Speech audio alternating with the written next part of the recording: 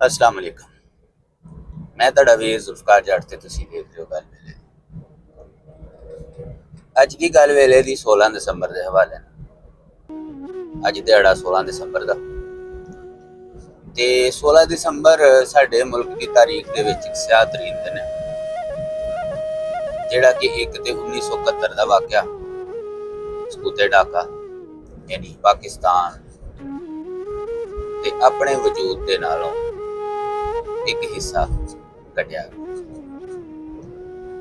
और कोई भी मुहिब वतन पाकिस्तानी इस दर्द नूं, इस तकलीफ नूं, उसकी शिद्दत नूं अज तक महसूस करता है।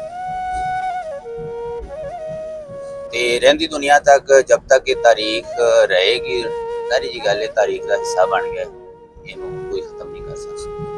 ये जख्म जब 16 दिसंबर आएगी, ये जख्म दोबारा ताज़ा होएगा और हर अपने मुल्क नाल, अपने वतन नाल प्यार करने वाला बंदा इस तकलीफ चो गुजरेगा। दूसरा वाकया 16 दिसंबर का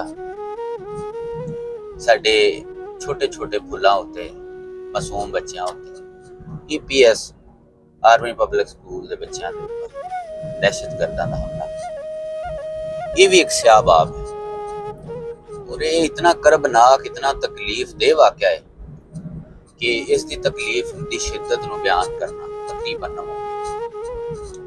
इस शिद्दत और हिद्दत नूं वो लोग महसूस कर सकते हैं जिहड़े खास तौर पर इस साने का शिकार होए, यानी जिहड़े वो बच्चों के माँ बाप, भैन भरा, जिन्हां दे लत्ते जिगर इस दुनिया तो गए और इतनी बेरहमाना, सालम ते सफाकाना तरीके दे नाल उन्हां नूं शहीद किया।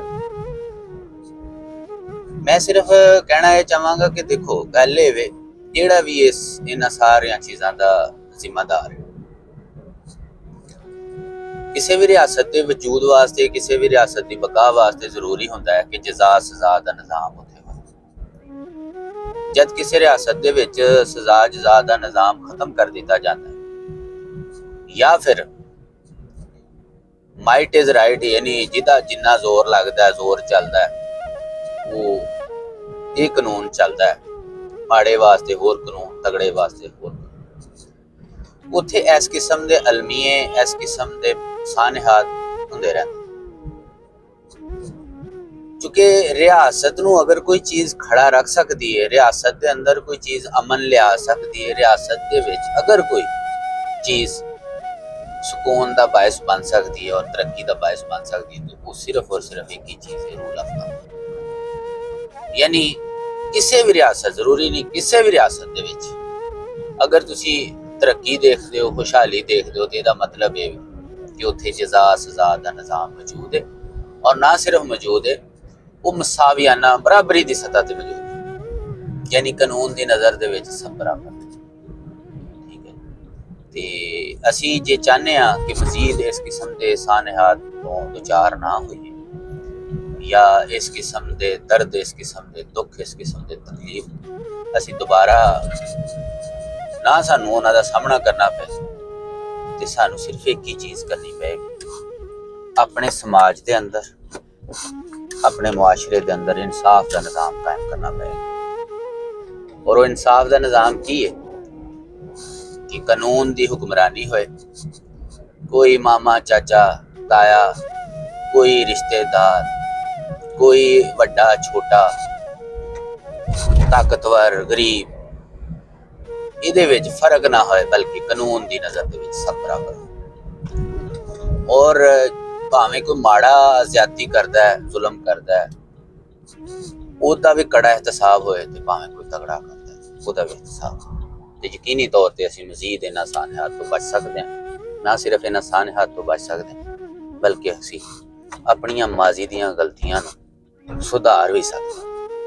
और मैं कहांगा कि अपनी रियासत नूं, अपने लोकां नूं असीं फिर एक मौका दे सकते हैं ये सारा कुछ करके। ते वो किदों हो सकता है, जदों कानून की हुक्मरानी हो, जदों ताकतवर भी कानून के अगे सरेंडर करन, कमजोर ते चलो अगे कमजोर। लिहाजा 16 दिसंबर अगर चाहते हो कि दोबारा कोई इस किस्म का 16 दिसंबर ना होए तो ਉਹਦੇ ਵਾਸਤੇ ਸਿੰਗਲ ਪੁਆਇੰਟ ਹੈ ਕਾਨੂੰਨ ਦੀ ਹੁਕਮਰਾਨੀ ਆਪਣੀ ਰਿਆਸਤ ਦੇ ਵਿੱਚ ਲਾਗੂ ਹੋਣੀ ਚਾਹੀਦੀ। ਬਾਕੀ ਰਹੀ ਗੱਲ ਜਿਨ੍ਹਾਂ ਦੇ ਪਿਆਰੇ ਇਸ ਦੁਨੀਆ ਤੋਂ ਗਏ ਨੇ, ਅਸੀਂ ਉਹਨਾਂ ਦੇ ਦੁੱਖ ਦੇ ਵਿੱਚ ਬਰਾਬਰ ਦੇ ਸ਼ਰੀਕ ਹਾਂ ਤੇ ਸਾਨੂੰ ਵੀ ਬੜਾ ਦੁੱਖ ਹੈ ਕਿ ਸਾਡੀ ਰਿਆਸਤ ਦੇ ਦੋ ਟੁਕੜੇ ਹੋਏ 71 ਦੇ ਵਿੱਚ, ਲੇਕਿਨ ਉਹਦੇ ਵਿੱਚ ਕਿਤੇ ਨਾ ਕਿਤੇ ਸਾਡੀਆਂ ਆਪਣੀਆਂ ਗਲਤੀਆਂ ਨੇ। ਸਾਨੂੰ ਆਪਣੇ ਗਿਰੇਬਾਨ 'ਚ ਆਪਣੇ ਕਲਮੇ 'ਚ ਝਾਤੀ ਮਾਰਨੀ ਪਏਗੀ ਔਰ ਆਪਣੇ ਆਪ ਨੂੰ ਦਰੁਸਤ ਕਰਨਾ। ਦੁਨੀਆ ਦੇ ਜਿਸ ਕੋਨੇ ਤੇ ਵੀ ਹੋ, ਹਾਜ਼ਰ ਹੋ ਵਾਸਤੇ ਰਹੋ, ਆਪਣੇ ਇਸ ਵੀਰ ਨੂੰ